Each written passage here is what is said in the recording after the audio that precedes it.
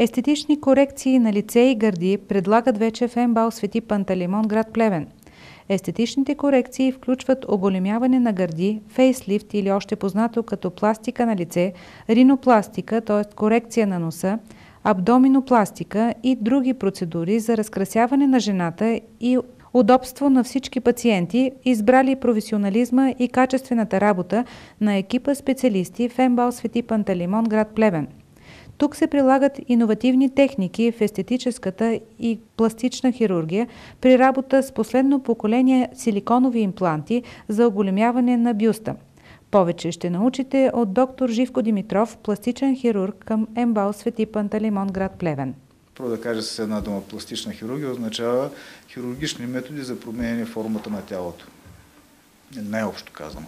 Реконструктивната и възстановителна пластична хирургия се занимава с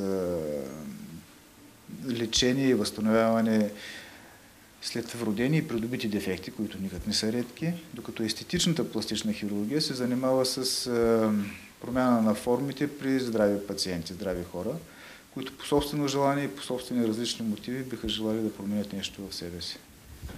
За съжаление, в България се наблюдава тенденцията много от младите момичета да желаят, специално ако говорим за операция на гърдите, този тип промени. Съображенията им са най-вероятно различни, може би мода, субкултура и така нататък. Това, което искам да кажа и което е моето мнение, че млади момичета, не навършили пълнолетие, не би трябвало да се подлагат на такива операции. От една страна, че техния организъм все още не е завършил развитието си. Първо. Второ, те са млади, красиви. Едва ли има чак такава нужда от някакви корекции. Не говорим за вродените състояния, където има асиметрия в гърдите, синдрома на Поланд, който се с недоразвитие на гърдите, така нататък. И третото нещо, което трябва да знаят бъдещите майки, е, че при една работа върху гърдите винаги съществува риск да има нарушение на функцията на кърменето. За съжаление, в България много млади хора, много млади жени се подлагат такива операции, докато основната част на жени, които се нуждаят от този тип или те се ползват този тип операции, би трябвало да е между 35-45 до 50 години. Може би на Запад е така разпределена процента на ползващите този тип операции. Това са социална група, която са работещи, социално активни, които вече са родили своите деца, откърмили са ги и вследствие на всички тези неща, на раждане, кърмене, те са придобили някакъв си дефект или тоза на гърди и така нататък. Значи, това са жените, които реално биха имали нужда от този тип операция. И е нормално това да са основния контингент на пластичната и естетична хирургия на гърдата. В България като че ли има залитане към големия бюст? И случвало ли ви се на вас като хирург, имате опит в тази посока, да дойде пациентка да иска прекалено голям бюст, който за фигурата и не е подходящ или няма да стои добре? Как се справяте в тези ситуации? Значи, по принцип това залитане, тая мода беше като че ли преди 5-6 години, постепенно озвучава и като че ли в момента са по-реални очакванията и желанията на пациентите. А за намаляване на бюста има ли такива желания? Да, значи в случая, когато говорим за намаляване на бюста, това се касае за момичета с така наречената гигантомастия. Момичета или жени с така наречената гигантомастия, бих казал, че това е и болесно състояние, което се нуждае наистина от корекция. За щастие не са толкова чести тези случаи. И другия случай или другия момент, когато би могло да има намаляване или по-скоро повдигане на гърдите, това е при жени, които след раждане, след кърмене, за съжаление губят част от обема на гърдата си, кожата остава разтегната, тогава също имат нужда от такъв тип корекция. Значи в случая оправдавам да сложи и имплант, който възстановява обема, без да се прекалява с количеството, разбира се. Може да се комбинира мастопексия, повдигаща операция с използване на имплант или без използване на имплантите. Но пак казвам, това са жени, които са в тая възрастова група, след като са завършили кърменето, отгледали със своите деца 35 години, да кажем 40 години и нагоре. Операцията не е еднократно коригирана и после да нямат грижа към гърдите си жените.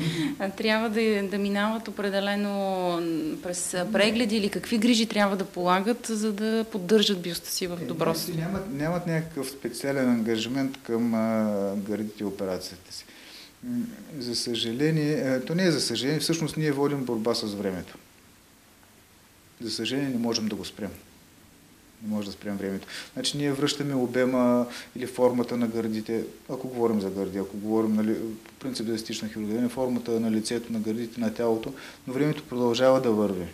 Значи тези промени продължават да се случват, така че нормално, естествено, след известен период от време, 5, 6, 10 години, пак да има определен процент, нали, да се появи същия дефект или същата птоза за гърдите и така нататък. Или пък говорим за лицето, отново могат да се появят бръчките, увисванията, натрупването на тръстени и така. Но това с повторна хирургична намеса може да бъде коригирано или не е подходящо? Да, би могло. Вече всеки от пациента си преценява. Ако вземете, примерно, на някакъв такъв конкретен пример, ако на 40 години жената си направи гърдите, те са 10 или 15 години хубави гърди, когато стане на 60 или 65 години, може би вече няма да има желание. Ако желая, би могла да го направи, разбира се. С тези последни информации за фалшивия силикон, най-вероятно пациентките се притесняват, слагайки, избирайки силикона.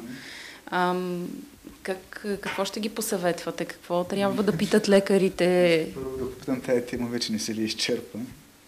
Да, действително имаше такива случаи, нали, всички четахме и видяхме по вестниците и така нататък. Единствената гаранция е наистина оторизиран, наложен на пазара доставчик на импланти. Но те няма да споменаваме имена, за да не правим реклама. Това е. Трябва да го коментира. Да, това с лекаря трябва да го коментира, но самите ние като лекари, мисля, че вече се ориентирахме в нещата и се надявам да няма такива пробиви от търговски фирми, които по един или друг начин успяват да си продадат стоката. Колко време трае възстановителния период след една такава естетична намеса? Различно е това, както при всяка една операция, възстановителният период е различен при различните хора, в зависимост от това, нали, от организма, от условията, от обема на операцията, но нормално е между 10 на 15 дни да са възстановени като първоначален стадий.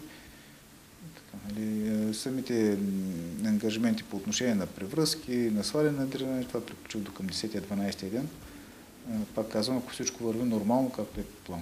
За съжаление, хирургията си е хирургия и винаги би могло да има някакви отклонения от общо приятия път или развитие на процедурата, на операцията. Значи, възможно са и усложнения. В 1 или 2% е възможно някакви усложнения, които да увеличат малко след оперативното възстановяване. За щастие това са редки случаи.